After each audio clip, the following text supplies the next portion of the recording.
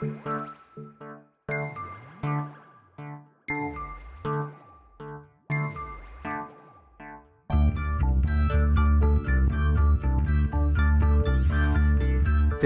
is Continuum Drag, a weekly podcast revisiting television sci-fi, fantasy, and everything in between.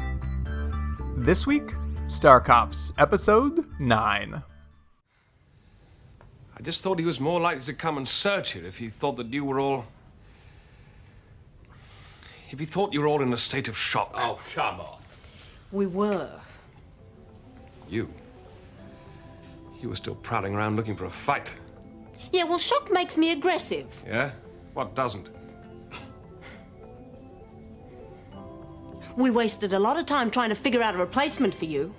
Yeah, I guess her choice was. Which just leaves one question to answer. Anyone for Mars?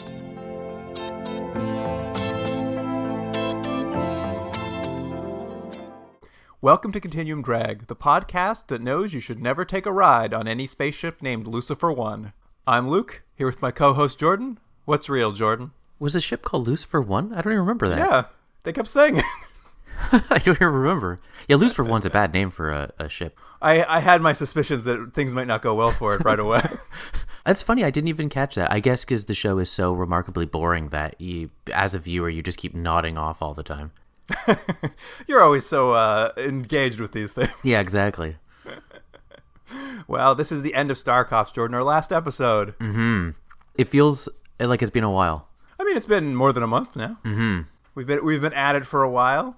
It's interesting because this was actually also the last episode filmed, but there was supposed to be a 10th episode of this show that was actually supposed to actually air before this one.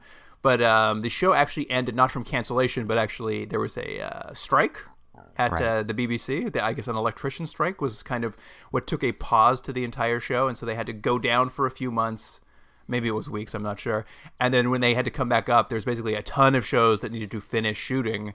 And so they had to like really prioritize what they were going to like wrap up. So this show had to pick between one of two episodes, and they kind of went with a planned final episode, I suppose. So do you think this was the stronger of the two, huh? I mean, did you read about what the unshot episode was? No, I knew there was a 10th, but I didn't know what the premise of it was. Apparently the premise was more of like a sort of Agatha Christie style like murder mystery, like one room, or in this case probably like one space station, like whodunit. Right. I believe it was called Death on the Moon. Like on the Nile. Yeah. yeah. But I mean, I'm sort of glad they didn't end up shooting it because it was primarily around a Chinese corporation called Chinex, which certainly would have been a sensitive portrayal of Chinese relations. I think you're right. I'm also glad, but for a slightly different reason. I don't really like those Agatha Christie murder mysteries. They're always just kind of hokey. What about Knives Out? It was okay. Oh wow, you're a real non-fan. Do you think it was great? You thought it was amazing? I had a great time at Knives Out. Yeah, that was okay. There's a lot of actors really enjoying themselves, I guess. I mean, your scale of enjoyment, I guess, it taps out about 7, right? It goes past that if there's something that's better. Although I will say, I am sorry we didn't get to see who the killer was in that episode, because it was described as a flamboyant Swiss industrialist. I'd like to see that too. I'm curious what a flamboyant Swiss industrialist would be like. He's giving out a lot of chocolates, I think. Pastel suits, I hope. At any rate, this ended up being the final episode, and it looks like it was unfortunately pretty problematic for them in general. I'm sure you noticed, but the actor who played David Thoreau was not in the episode.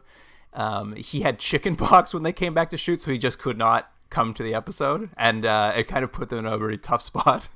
Yeah, it's funny because they sort of are able to just give a line of dialogue to explain it, which sort of worked. I mean, it's odd that he's not there, but they're just like, oh, he needed his vacation, so there you go, he's off. Well, and I was watching some of the behind-the-scenes documentaries and stuff to prepare for this episode to kind of get some more backstory on it. And one of the things that was talked about between Devis, the actor who played Devis, and the actor who played Nathan, they talked about how when they came back to shoot this episode, the episode didn't get rewritten because Devis wasn't there, those two actors rewrote the episode themselves to take him out because the creator didn't come back to rewrite the episode. Oh, so like on the spot they just did it? Yeah, and as like obviously, the behind the scenes pieces are these kind of like documentaries about it. They're all, pretty like fluff pieces, very positive about the show.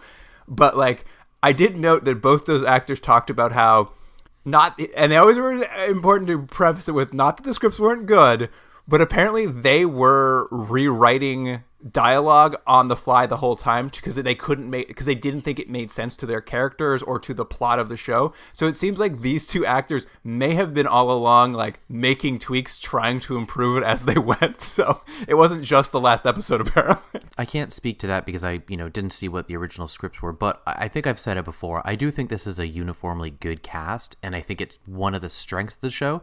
It's unfortunate that these scripts, at least in this latter half of the season, I don't think have quite matched the performances. So you get this weird mix of actors really trying and the scripts not.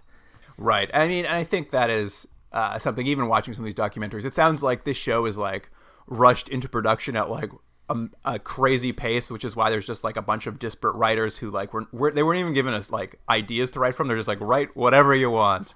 Right. And I think it shows that like these scripts are like first drafts at best. Yeah.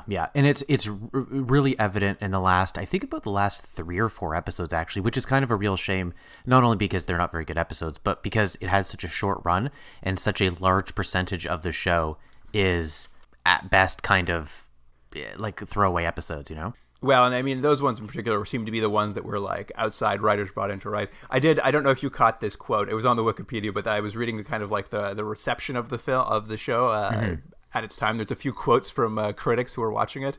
And this was my favorite quote from one of the critics who watched the show at the time when he was discussing that Space Mafia episode. This was the quote from his review. He asked readers to, quote, "If you are following any of this, please write in and explain it to me." Not good. And I mean, that Space Mafia one was a very confusing episode. So yeah. I thought that was very funny. I'm like, yeah, even at the time, everyone was like, these episodes, they don't make sense, do they? Yeah. It's a weird thing that this show has. At all times, it's very complicated and seems as if there's a very intelligent idea behind it. But in the end, it always seems to kind of fall flat. And you're like, I guess it wasn't that clever. It was just convoluted for convoluted's sake.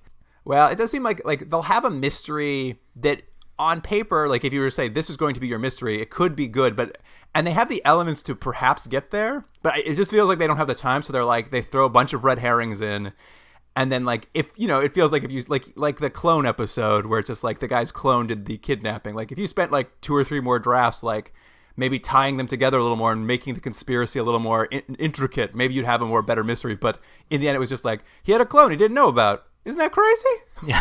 Yeah. Oh, and we're going to tell you it's a clone right off the bat and just wait for the characters to catch up. I was also reading, and you probably have seen this as well, just a little bit. I guess, when the show wrapped up, they didn't know whether they were going to come back or not. And I guess the producer had asked the writer to come up with a few like possibilities for what might happen in the second season. And I don't think it got very far, probably like notes on a napkin kind of idea. But sort of, here's what I read about kind of the what would have happened should it continue. Is they were hoping to like expand the setting of the show. They wanted to like move on to Mars, and then there was going to be like big ring space colonies out in space that were being constructed. So I think the idea was they were going to expand to be a bit bigger. Perhaps some cast would live on Mars. Perhaps they'd get some new cast. But essentially, it would become a much more sprawling show. I think that would probably be a good idea. I mean, the idea of, what did they call it before? This high frontier. The idea of Nathan and the team, getting into a space shuttle of some sort and going to another planet or another satellite space station and solving crimes off of their home base, I think is interesting because it did feel a little bit constricted, and it's like all this stuff keeps happening on their little moon base, but I mean, c'est la vie. Fair enough. It's funny you bring up the high frontier. I'm not sure if you probably didn't have time to watch this, but I watched the documentary. It was the Cult of Star Cops. I believe it's like a series of documentaries in the UK. That was actually one of the working titles for the show was High Frontier. Oh, I think High Frontier is a better title. Star Cops never really worked. I think it was in the first podcast you mentioned that you thought Muppets were going to show up because of the title. It just seems so generic, right? Like, I mean, I get why, because that probably has the broadest appeal, but High Frontier's better. Yeah, I mean, as we've noted, there was a lot of what would you call it? Animosity between the producer and the creator over the course of making this show. And it's very funny. It seems like some of them won some battles. One of them won some battles. One of them won the other. Watching this documentary, they interviewed them both, and like the producer was the one who wanted High Frontier, but I guess probably because he and the writer were fighting, the writer fought for Star Cops. Also, not a particularly good title, and that did win out. Right, but the writer didn't want that terrible theme song, and the producer did want it. I mean, I'm on Team Writer for that one. I mean, you know what? At this point, I've kind of fallen in love with that theme song, so I'm now on Team Producer side for that theme song. Well, there's no question it's an earworm. Like, after I watch the episode, I'll be at work, and it's just in my head all day. For whatever reason, right now, whenever I hear it, it's like, no, you know what? I like this song. That's funny. We talked a bit about, too, like I was watching this documentary just trying to get some nuggets about the production of the show. And we talked about how there was two different production teams. One who came in and overlit and like did really TV shot it, and then one who would come in and like underlight it and like make it a little more gritty. And even watching the documentary, they're talking to the actors about it, and they're talking about how that second team came in and they're like, oh, we need to make this more lived in. We need to make this show feel like more real. So they had the actors like pick all kinds of like personal items that would be on their desk and all these knickknacks and things, you know, just to give it a little more of a feel. And apparently when they came back 3 weeks later and that first team came back to shoot their block of episodes, the production team came in and just threw all of that stuff out. And they had to go find it all so there'd be some continuity between episodes. It is funny. I'm trying to think of another show specifically that we've watched over the course of these 150 so episodes where there's been such a disconnect between the creative team behind the scenes. Like, would a normal viewer notice if they hadn't watched this? Didn't know about it. I'm not quite sure, but knowing the issues, you can really see the difference. I mean, and I think it really gives you a sense of just like what a rush job the show must have been. Just because how like you could have these two blocks shooting who are not communicating any way, shape, or form, and clearly just rushing to get these things done. And I like one other little nugget I picked up from this making of documentary, because I think it's fairly recent, like 2015, 2017, somewhere in that kind of range. And I was kind of curious like what they were going to talk about. And, you know, there's some conversation. It's pretty fluffy. Like they're very... They say glowing things about the scripts, but then like kind of say, but you know, maybe they weren't quite executed right. You know, they seem to be willing to admit some issues, and I was curious, and they certainly come up about the stereotypes and kind of the cultural slurs they use, and the actor who played Davis is the most conciliatory about them, being like, I don't know if that was the best. That was not great that we were doing that, and the creator himself was just like, I'll admit, I used a lot of stereotypes. What are you going to do? He's like, sometimes you just fall back on a stereotype, which I thought was very funny.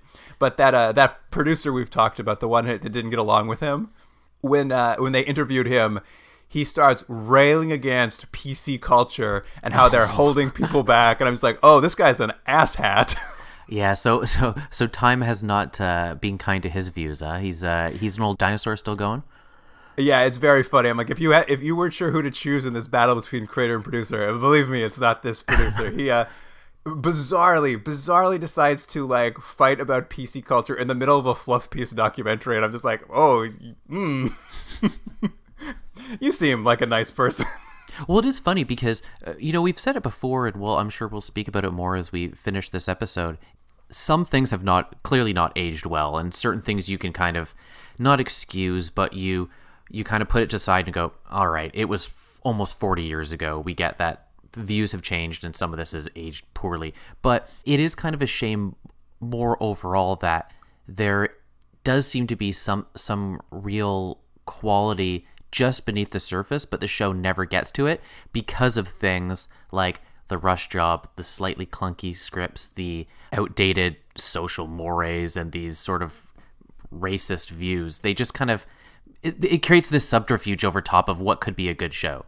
And I did find that funny in this documentary. Like the narration over top was like they just finished like interviewing people and like really building up the show, and they're like, but despite its high quality, it also really fell back on stereotypes which were low quality. So maybe it wasn't that high quality. I'm like, this documentary is like really like towing a line of fluff piece, and like maybe the show isn't very good. It's like having to do like a glowing documentary on someone you hate. You're like, well, he had a beautiful singing voice. All right. Well, before we get on to the episode, I have one last thing I would like to talk about this show because I was doing all this research this week. Is let's talk a little bit about the Star Cops expanded universe. I was really interested. We spoke about this off the air. I don't know why that's funny. About this audio series, and I think it was one audiobook novel, right, that was created afterwards? I believe so. I mean, I've had a few people on Twitter actually tweet this at me too, kind of telling me this exists. But yeah, it's, I guess, very recently, a audiobook company, I believe, or Big Finish Productions is what they're called. Thank you. They went off and made a like kind of a continuation of the series in audio play form, which is ironic because the creator originally pitched this as an audio series to the BBC. The BBC made him do it as a TV show. Well, and I'm going to say I haven't listened to any of these. I actually might do it this summer, but I imagine this would work better because of the budgetary restraints that the show had. I think this makes more sense as a play, because that's what I think they wanted this to be. This sort of mystery where every week there's something getting solved, and it's more about listening to these characters as opposed to the visuals, which were never the show's strong point. Yeah, it's interesting to know that it would go full circle, and I also haven't listened to it, but when I was looking at the audio plays online, I did notice, and this is a very deep cut for myself, Jordan. One of the writers of one of the episodes in I think the Mars series is a woman named Una McCormack, who I've read the Star Trek books she's written before. Oh, really? She's written books, and she's really, really good, actually. She writes books about Cardassia post-Dominion War and, like, Reconstruction there, and they're actually, like, surprisingly interesting and, like, well done. So it's very funny. I saw her name, I'm like, oh, well, maybe I will listen to this. I like this Una McCormack lady. Well, you mentioned Mars, so there's two series. The first one that came out was called Mother Earth, and it was in, I think it was 2019? Or 2018? Anyways, they're all recent. That was the first series, and I think there's 8 episodes, or whatever you would call 8 portions of this play. And then there was an audiobook in between called The Stuff of Life that you've mentioned in a previous podcast because it doesn't have Anna Shun in it. And then there's Mars, which is the one you just mentioned, which is the second one that just in 2020, so pretty recently that it was available. Well, that's what's crazy is the expanded universe stuff is all very recent. Like the creator himself took all the original screenplays, turned them into like books, and then kind of semi-self-published those books back, and that was probably kind of like 5 or 7 years ago. So those all got reissued recently, and then even last year there was a like unofficial guide to Star Cops called Above the Law that was put out like in 2020. So it's so weird that like it's just like in the last sort of 5 to 10 years, that's when everyone's decided to revisit and recapitalize on this. It strikes me as very odd that they're just like, and it doesn't feel like it's because there's been some cultural zeitgeist for it. Like, it's not like people know about it more now. It just, for whatever reason, it's finally come back into vogue. I guess, but it's just time. Time has been very helpful to it. So it's so strange. This is one of the rare ones we watch where it's just like, I think, we'll agree it's not the best show, but it's just odd to see it like very recently coming back into play in a way that is interesting. Well, it's nice that a show, as we've said before, I kind of feel a little bummed out by this show because, again, it's like, there's something here. There's an interesting idea that is never quite executed. And again, I haven't listened to these plays, but my hope is that it's fully realized in these, and this good idea has been able to flourish in some way. Yeah, I mean, I looked at them. None of the original writers are involved. Like I said, I actually like the one writer who I saw did one episode. So I was like, maybe these are good. Maybe it's possible. Yeah. Anyways, well, maybe we'll both check it out. Who knows? Only time will tell. All right. Jordan, are you ready for the last episode? I am. Let's do it. Here is the IMDb summary for episode 9, Little Green Men and Other Martians. Rumors swell that alien artifacts discovered on Mars. An attempt is made to kill Nathan Spring as he investigates drug smugglers and the deaths of 2 pilots. And that, again, of course, was our friend Gus F. for the final episode. Yeah. He's dead now. He died. He died shortly after. He couldn't live with life knowing that he had no more reviews to write of Star Cops. If only he waited, he could have had those audiobooks. I know. It was a mistake. What can I say? Dark, Jordan, dark.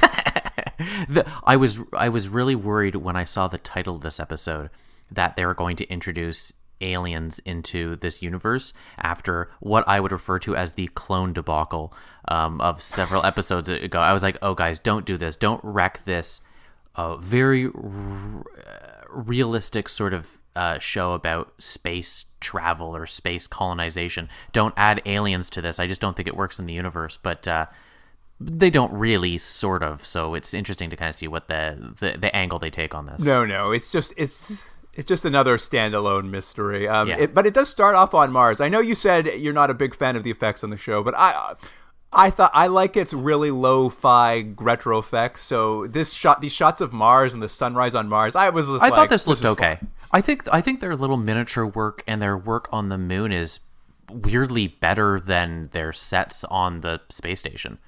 I mean, this is a shoestring budget, so like in some ways you have to do some forgiving. But the little finally going to Mars was kind of there's like a climactic sunrise over a ridge on Mars. It all looks quite beautiful. But basically, we're seeing a mining survey crew is driving around Mars, planting charges on the surface, and one of the people who works for this mining crew happens to like stick his hand into some soft dirt, and he discovers I guess an artifact of some sort that the audience is kind of hidden from the audience for most of the episode. But essentially, whatever he finds on Mars starts a huge rumor circulating back on Earth, and it's being sent back on a ship. And everyone's very excited because apparently he's discovered ancient aliens on Mars, and possibly even they keep teasing maybe it's going to be a Martian corpse he's coming back with. Yeah, all we know is that rumors are now abound. They're everywhere that people are saying there's evidence. We don't know what it is, but there's evidence that there's aliens. That's basically. And how did you feel about the way they kind of talked about the rumors? Because at first I was like, do people know about it or don't they know about it? Because it seemed like it was a secret just for reporters, but then no one was buying it. I wasn't quite sure how I was supposed to take it as a viewer. I mean, at first I felt it was like under wrap secret, but as you kind of get back to the moon and as it starts unraveling, like it's quite clear that there's a buzz in the on the news, like they're watching TV and the news is talking about what's coming back. Like it seems like there is this buzz, like something is coming back. No one just quite knows what, and the rumors are kind of and I think that's the idea. Is like you're supposed to think at first it's an artifact, and then as the news media gets a hold of it, people start talking about it being like a full-on Martian is coming back. Mm-hmm. Yeah. And in one of these kind of throwbacks to the original episodes of the series, Jordan, we get a shot of the shuttle that's flying back with the artifact. We never cut inside of it, but we get the voiceover of the two pilots being like, good thing we took a photo of that weird artifact. Let's sell it to the tabloids. Yeah, I love that. It's like just scene done. We've got all the information we need. Done. And it only makes it more because those two pilot characters are going to be something we have to track, but we never saw who they were, so it just makes it that much more complicated down the road because you don't know who was saying those lines. Yeah, this show has done this a few times where you're supposed to remember someone from early in the episode, but this person is concealed in some way by a spacesuit or by shadows or something, and then later on they're like, hey, it's Johnny, and I was like, oh, was Johnny the guy from the beginning? I don't remember anymore. Well, it doesn't result in a lot more exposition to explain who that person you never quite saw. Yeah. At any rate, back on the moon, they're preparing for the arrival of this Martian evidence, and they get two special guests arriving on the station. One is an alcoholic reporter named Daniel Larwood. Mm-hmm. Yeah, we know he's a drinker right off the bat because we get a scene where he shows up to, I guess Colin is sort of screening people as they come to the station. That's, I guess, part of his job. And this guy, there's like a whole sort of production about how he has a flask, but then they check the flask and it's just water, and he's like, can you believe it, I'm such a prankster. But then Kenzie shows up, who knows him from the past and I guess is more thorough than Colin, and sees that he has an additional flask, so he was drinking. But I didn't understand how this was going to help the guy in terms of having this fake flask. I'm like, his hope was that he would come across a laser screener who would find a flask and then not look for a second. Was that the gag?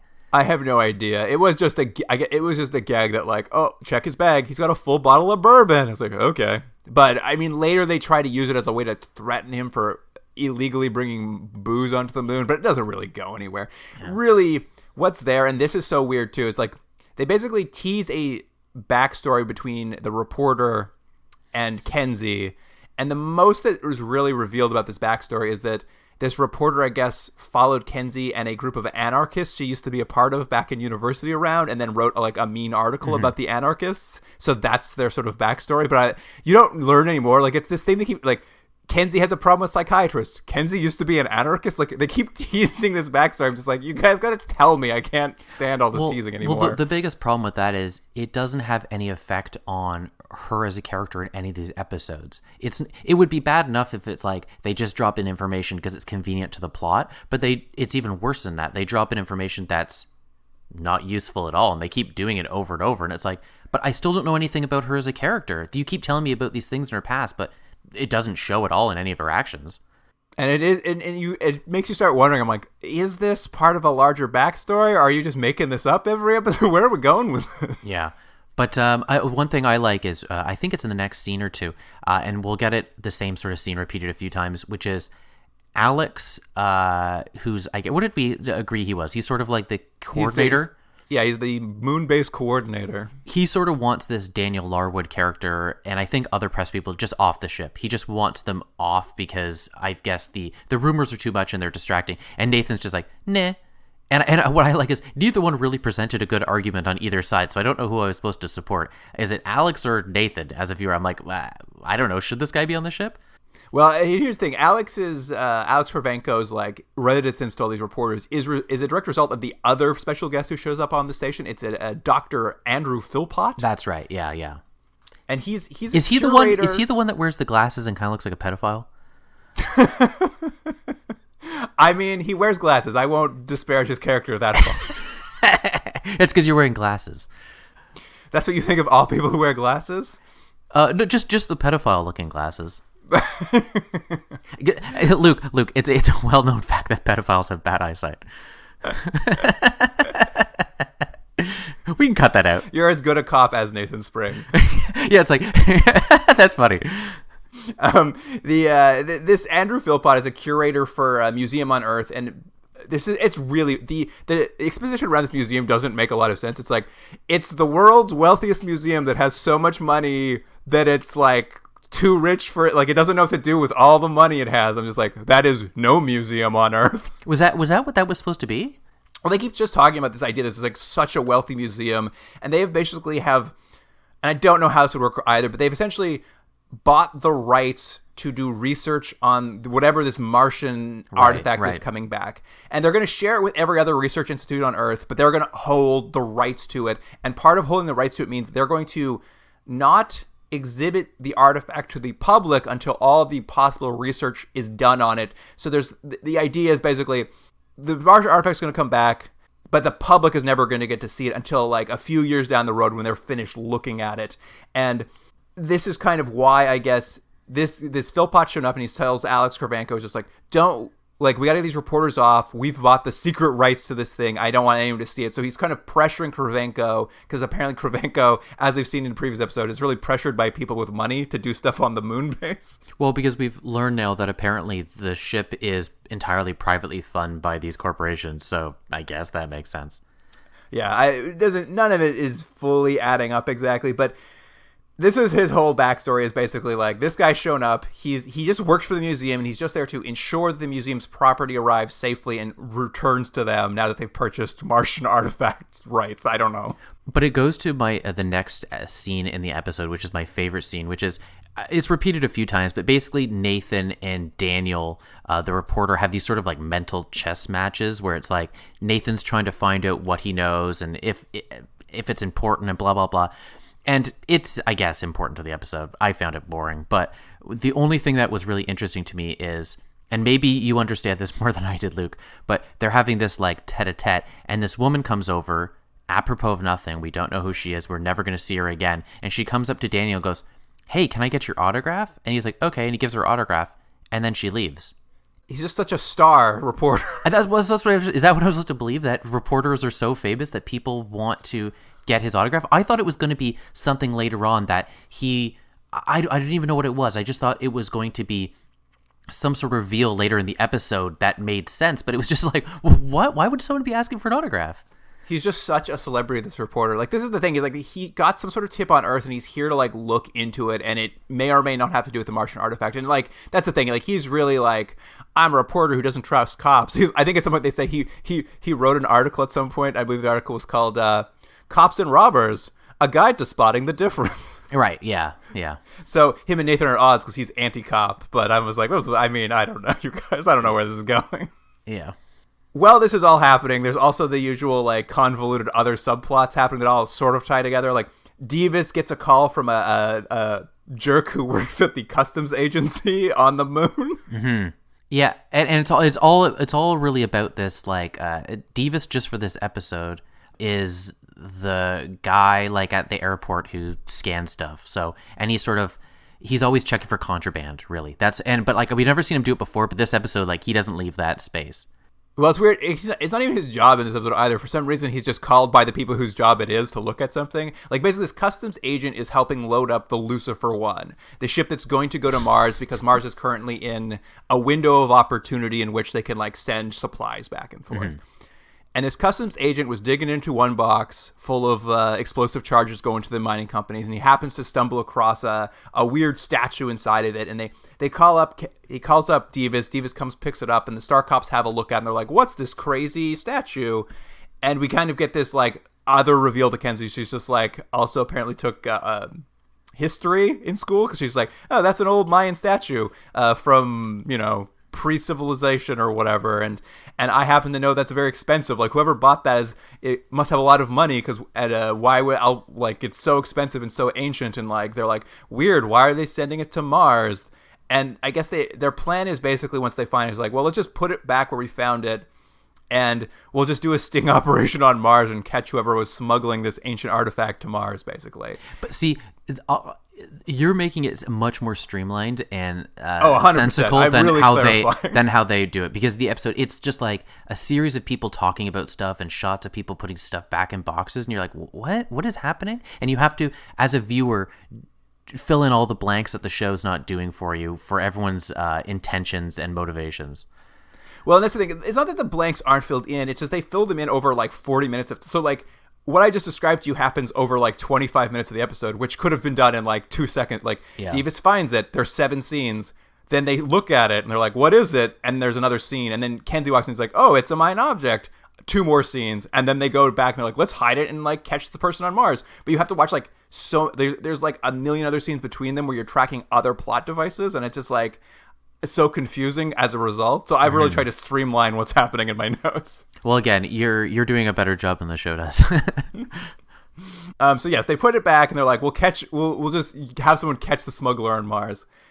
Then the other mystery of the episode starts, which is, like, why this is so convoluted, is we see a cargo ship doing an unscheduled flight across the moon.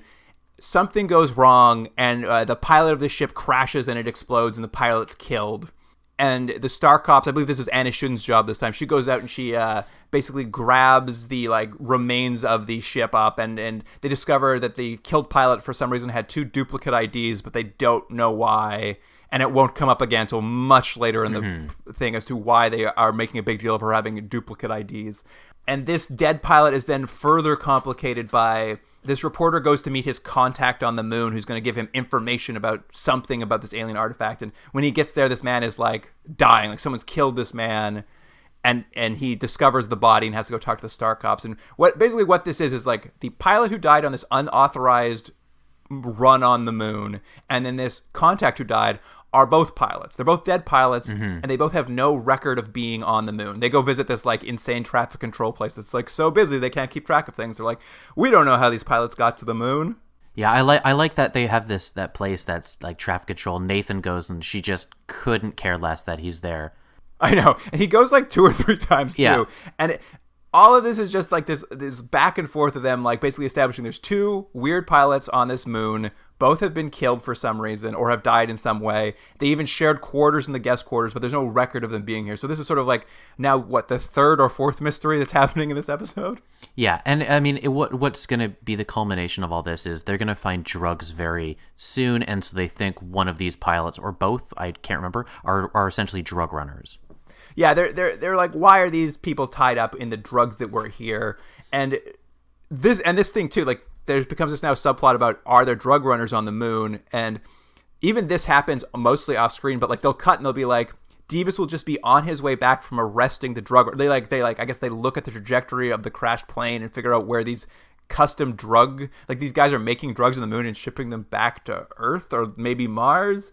But we just cut and Davis has somehow found them, arrested them, and he's driving back with them, and they're like, oh, I don't think these people know anything about those pilots. I think they were just like there, but let's threaten their lives to get more information. Do you think it's a good business plan to make drugs on the moon and send it back to Earth? What do you think the benefits are? Is it that you're in an international space? That's the only thing I can think. It just seems like it's more complex. The idea, I think, is that the moon is so busy that this kind of thing can happen, but it does feel like a step too far. And even they never really get into the business, because that's the thing. Like, they arrest the drug runners, and there's a weird scene where Davis and Nathan on an open mic from the moon and the moon buggy they've arrested them on are like doing this thing where they're threatening to like throw them out on the moon and let them die out there unless they give them information. And like a reporter walks in and like overhears basically police abuse, but everyone just laughs it off. They're like, ha ha ha ha. But also, the scene seemed weirdly out of character. Like, I know we know as a viewer that the characters that we follow, these main characters in the show, are not going to just ruthlessly kill someone. But has there been any history of the Star Cops doing that sort of thing? Like, would the people actually be worried? That's the question. And the thing is, like, it's all, the threat to get more information. And for the episode, the information they apparently get from these drug smugglers is they didn't know the pilots. I'm just like, such a long walk for no further information. Yeah. But they do finally figure out who these two dead pilots are. Nathan and investigating her. It's so hard to follow how they get there, but eventually they talk to the traffic control people. They figure out the two dead pilots' names are actually the names of the pilots who are currently flying the ship with the Martian artifact. Except according to traffic control, that ship is yet to arrive. So they basically are like, oh, well, they should still be on a ship in space. How are they here right now? What happened to that? Like, that means there's now a missing cargo plane full of Martian artifacts. So they kind of get to this sort of like somewhat intelligible conclusion to this point. And then with the mystery not solved, they go back to another B plot that's been happening this whole episode that we haven't talked about yet, Jordan. But Nathan is about to leave the moon for 2 years. That was odd. I didn't understand what was happening, because there's this whole thing. I mean, look, we're not Nathan's last day. Yeah, it's Nathan's last day, and we're gonna get a whole thing that they think Nathan is dead for some reason. But it was so weird and so jammed in an episode that already had way too many spinning plates that I was just like, what am I supposed to think or feel about this? Like, that's such an odd thing to just drop in like 30 minutes into an episode. Yeah, they've been semi-teasing that Nathan's on his way somewhere. It's unclear until like right at this like late stage of the episode that he's like, I'm going to be gone for 2 years, because he's essentially going to go to Mars aboard the Lucifer 1 to essentially set up a Star Cop detachment on Mars, which they've been like toying with for the entire episode. And we finally get to the point where the mystery's not solved, but Nathan's basically, his ticket's up. He's got to board Lucifer 1 and head to the Mars. Like, it's on its way out. And what we see is that artifact that we saw earlier that was like they were going to allow the smuggler to bring back to Mars, and they're going to like catch him in a sting on Mars, like that Mayan artifact they found. What we see is someone's like classic POV shot of someone's hands, and they're turning on all the explosives in the same box as the Mayan artifact.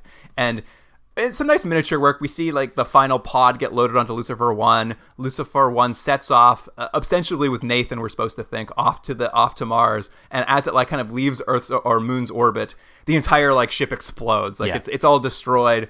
It's a massive loss of life, and these Star Cops are left to believe that Nathan has been killed on this ship. But you as the viewer don't buy it for a second. Like, did you ever think Nathan was dead? No. For a quick second, I was just like, I could see the show killing a lead character, but then I was like, oh wait, all those audiobooks, so I know he's not dead. You have the benefit of being from the future. Exactly. And with this, like, Kenzie sort of takes charge, basically. We're seeing Kenzie kind of grab the bull by the horns, which I think is partly because her character would, but also partly because perhaps Thoreau's not in this episode and he had to get his lines divvied out. And also, I don't know if we've said it, but she seems to be the one who's the most upset, and they started teasing this in the previous episode, and they really lean into it in this, that there's some underlining feelings that she has for Nathan that may or may not be reciprocated, so she's taking it particularly hard, and maybe that is part of what's thrusting her forward into this this leadership role, and really wants to find the solution for what happened. Yeah, she wants to solve the mystery for Nathan, and so she finally confronts Cravenko about the fact that there's these 2 dead pilots who are supposedly piloting the ship from Mars that's now missing, and like Cravenko like finally comes clean. He's just like, I got to tell you what's really going on. We were working with that museum curator. That ship actually arrived like 5 days ago, and we just didn't want people to know. So we landed that ship somewhere on the moon in secret. That's why those pilots are back. And he's like, listen, I'm going to take you out there. We need to investigate this. Clearly there's something more going on since that ship full of people just died in orbit. And they hop in a moon buggy and head toward this like secret landed ship on the moon. And as they arrive, the entire ship just explodes. Yeah. Lots of blown up ships in this episode. There's lots of blown up ships out in this episode. And essentially then that's gone. It seems like the mystery is really getting crazy because everything's exploding now. Kenzie heads back to the Starcop office, and as she walks in, I guess it's after hours, so it's dark. She walks in and finds that the reporter has broken in and is going through files. And not only has the reporter broken in, he's got Nathan with him. Nathan's not dead after all. Yeah. Yeah, how about that? You would have never seen this coming. And I was a little lost as to the explanation for why Nathan stayed behind and didn't get on the ship. I guess the reporter ended up actually telling him something about what he was investigating. So Nathan decided, I think the idea is Nathan decided he was going to pretend to leave on the Mars ship so that the culprits would think he was gone and be more daring and he could investigate it more. Yeah, he thought it would somehow bring them out of the woodwork, sort of. But it doesn't really make sense to me, other than they wanted to have this fake death scare that is relegated to like the 3rd plot of this episode. And I don't think Nathan knew the ship was going to explode. Though at times I was just like, did he know the ship was going to explode, killing all these people, and did he do nothing about it? That's kind of what I thought. I thought it was that he knew something, maybe it wasn't going to explode, that something was hinky, that there was something weird going to happen, so I'm not going to go on to it. It was all very nebulous near the end. But don't you think? But he does those deaths. If he at least knew something was funny and didn't notify anyone, I mean, what he could have just done is not had the ship go and then still see if that brings people out, right? Like, there's no reason to have let the ship go and blow up. It did feel very much like someone dropped the ball somewhere, and a lot of people died because of it. Yeah. At any rate, like. Here's the thing. This whole episode is going to end with a huge amount of exposition and just like random coincidence in like one final scene in the Space Cop's office after dark. Because they go in, Kenzie goes in there, reporter's in there, Nathan's alive, he's in there. They explain, hey, I didn't go because I want to smoke out the culprit. And they're like, we think we figured out that duplicate ID that dead pilot had has a photo of the alien artifact on it, or I guess it's actually a hologram photo of the alien artifact on it, hidden in her duplicate ID somehow. Like, I don't know the technology behind it. And like they put it in like a holo projector, and like they look at it and they're like, oh, it's clearly just a Mayan artifact. It's not actually. There's this idea that this is the thing. And then Dr. Philpott jumps out of the shadows and he's just like, I've been trying to cover up my crimes this whole time because, you see, I sent Mayan artifacts to Mars to make it look like ancient aliens visited Earth so that I could sell them to the museum I work at for millions of dollars and get rich. But also I didn't want people to know I did that. So once my plans fell apart, I just started blowing everyone up to cover it all up. Yeah, and then he has like a remote in his hand that I guess will blow up where they are, and so Nathan sets off an alarm, and they have a badly choreographed fight as they struggle for this detonator. Another classic climax for Starcom. Yeah, badly which again, fight. we've said this before. There's been 9 episodes. It's not a strength of the show, and it just seems like someone said every episode you need to have like a physical confrontation, and this is. At its highest aspirations is a cerebral show. There's no need for this sort of stuff, and they just stick it in every episode, and every episode it just falls flat because it looks dumb. Yeah, I mean, and it's so silly. Yeah, he's got a remote that's going to blow up the Starcop's office. They wrestle him to the ground because Kenzie's also an engineer. She disarms the thing, and they're like, oh, we did it. We saved the day. We caught the man whose plan was to con his own museum out of money via Mayan art. Like, so that guy must have spent millions of dollars on those Mayan artifacts. Yeah, so I don't think what we didn't explain. The plan was to take these Mayan artifacts, put them on Mars, have people discover them, and then think that they were even, I guess, more valuable than what they are. And because then people would think that these artifacts were always made by aliens and that aliens exist and had come to Earth, whatever, thousands of years ago and had created these sculptures as well. That's basically what it is, right? I still don't know what the end game is, though. That the hospitals will have even more valuable artifacts. No, you know what the end game is? The end game is this guy's just a curator at the museum, and he's just scamming money from he just wants them to pay him millions of dollars for these fake artifacts. So the whole scam, there's this complicated thing about the idea of tricking people into thinking ancient aliens exist, but it has nothing to do with his scam. His scam is literally just I want money in pocket, please. Yeah, see, that's the connect I couldn't make, because it was just well, isn't this a long way to go just to scam some money? There's got to be easier ways of doing it. It's such a long walk, especially since he has to ship them to Mars. And as Kenzie said, they're very expensive objects, so they're not cheap to acquire.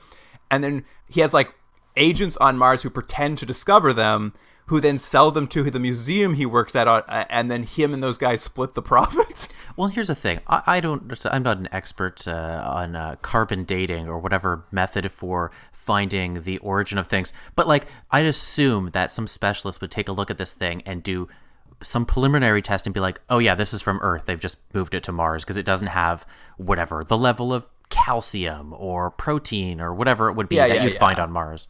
Well, and I think there's an element of that in that the idea that he wants the museum's going to hide it from the public. So I think he thinks they're not, because the only reason he's blowing everything up and killing all these people now is he thinks he's going to be exposed because those pilots took a photo of one of the artifacts. So he seems to know this is the worst planet on Earth that's going to be exposed immediately. And as soon as that starts happening, he just starts killing everyone involved. Yeah, it's so confusing. This episode is so clunky and unfocused, even for this show. It's got so much happening, and it just needs to be streamlined down to, I don't know, one plot as opposed to 17. Yeah, I mean, I'll be honest too.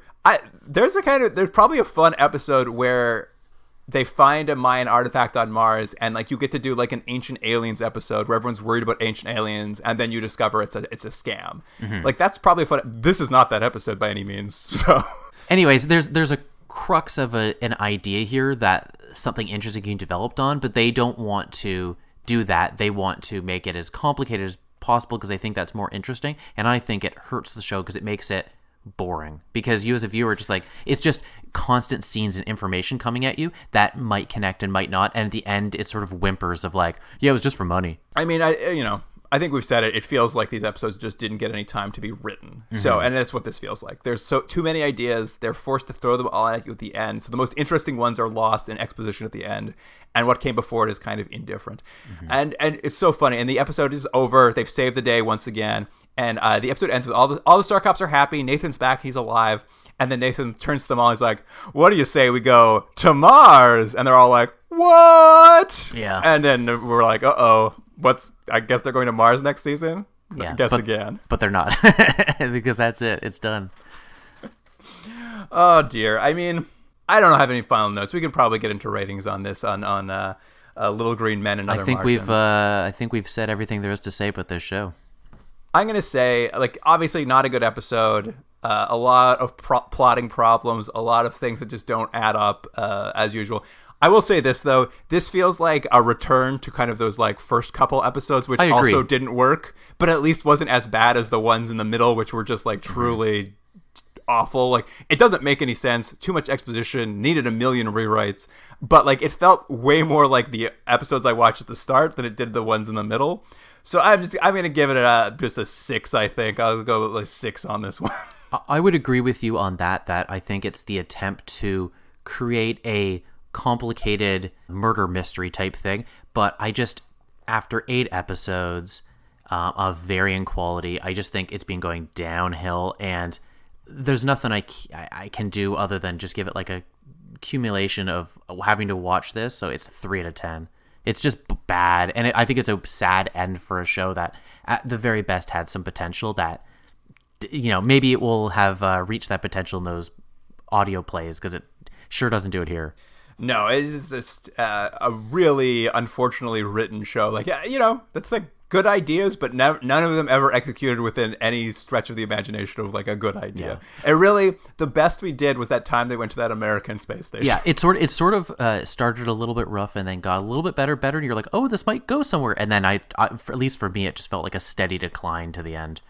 I mean, yeah, the thing, I think like this episode is funnily, it's like, oh, a return to form of when you were just an okay show. Yeah, that's a good way of saying it. Well, I mean, just before we get into the ratings, would you have recommend this to anybody? I honestly, like if you were that curious about the show, I would just watch that one American episode, the one where the Americans were on it. What was that one?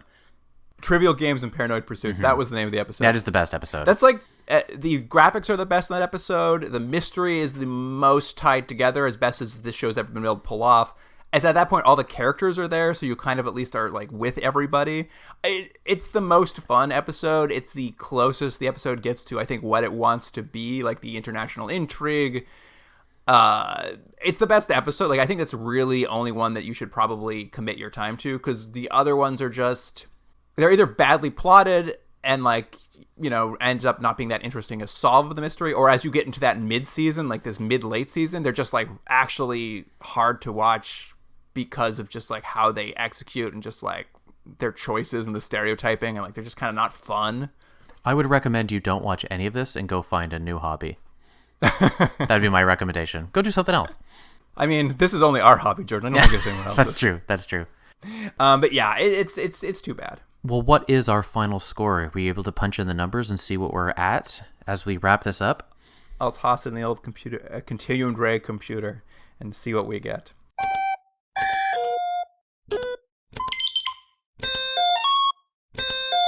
Well, Jordan, the final rating, I think you'll agree this is probably right on the money. It's 5.17. Like, it is truly just like right at 5, which I think is pretty much fair for this episode. Well, and you know, this season has been a little bit of a mixed bag of shows we've watched. I think this is probably, you correct me if I'm wrong, one of the higher rated shows. Not the highest. I think that would probably be Ultraviolet, I'd guess. But in terms of the shows we've watched, this is sort of, I think, almost a median. Like, it's hitting right in the middle. Oh, yeah. I mean, this one's a really weird one, too, because it ended up, like, we didn't know anything about it, and then we came in, and as we started looking into it, like, realizing what a big following it, like, it's kind of weird. This one, like, was this weird one where I don't know how to feel about it. Mm-hmm. Because it is both not good, but also more popular than I would have ever imagined. Yeah. I mean, I think the greatest sin this show has, and you may not agree with me, is that for all its intent and for what I think sometimes is some really good plotting and some very clever writing, it's achingly boring. Yeah, I mean, it suffers from being not great at putting a mystery together, which is a problem if you're going to be a mystery show. Yeah. I mean, here's the thing. Am I probably going to think back on this slightly nostalgically in a few years? Probably, I think. I think, like... You're probably right. I probably will have more positive feelings about this than some of the shows we've seen. And I do feel like that's where the fan base comes around. I think this is one of the clearest examples I've seen of, like, nostalgia tinting a retrospective view of a show. Mm-hmm. Like, I mean, you know the feeling. Like, you look back at Star Trek and you think of it as a great show, but then sometimes when you go back and watch, you're like, oh, it's good, but sometimes there are very bad episodes. Yeah. I have rarely seen a show where I'm just like, oh, I see how nostalgia has tinged this into something that it was not. Yeah, because people sort of talk about it like this great, long-lost cult classic, and you watch it and you go, guys, it's not that good. Like, again, there's potential, but you can't base a show on what it could have been. You can only base on what it is, and what this is a not very good show. But you can imagine, though, watching this week to week 40 years ago, and then it's gone, and you can't access it ever again. You can never reevaluate what you thought of it, and it just builds and builds in your mind, right? You can see how that happened with this show. Like, the actual show itself, there's not much there, but if as you get further and further away from it, probably seemed better and better. Mm-hmm. Yeah. There's still the audio plays for those people. Well, that's it. Now it's back. It's back and better than ever. Yeah. It probably is better than ever. I mean, that's true. This probably is better than ever. It certainly couldn't be worse than it was. Well, that wraps it up, Jordan. We've got to the end of Star Cops. An oddity. Certainly an oddity, I feel like. Yeah, it really is. I'm glad we watched it. It was an unusual one for us in some ways. But If you, the listener, have any final thoughts on Star Cops, I don't know where we'll put them, but you can always email us at continuumdrag@gmail.com. I mean, we can't talk about them in more episodes. The episodes are over. And, of course, on Instagram and Twitter, we're going to have so many explosions. There's just so many explosions I'm going to put in this episode. And very non-exciting reveals of sculptures. Yeah, I mean, I don't know how many boring Mayan sculptures I'm going to show. You want to see that? Go to a boring museum. Yeah. But that wraps it up for Star Cops, Jordan. So, listener, thank you for joining us, and I will see you, not next week, Jordan, but I'll see you on Friday with a special announcement episode. See you then.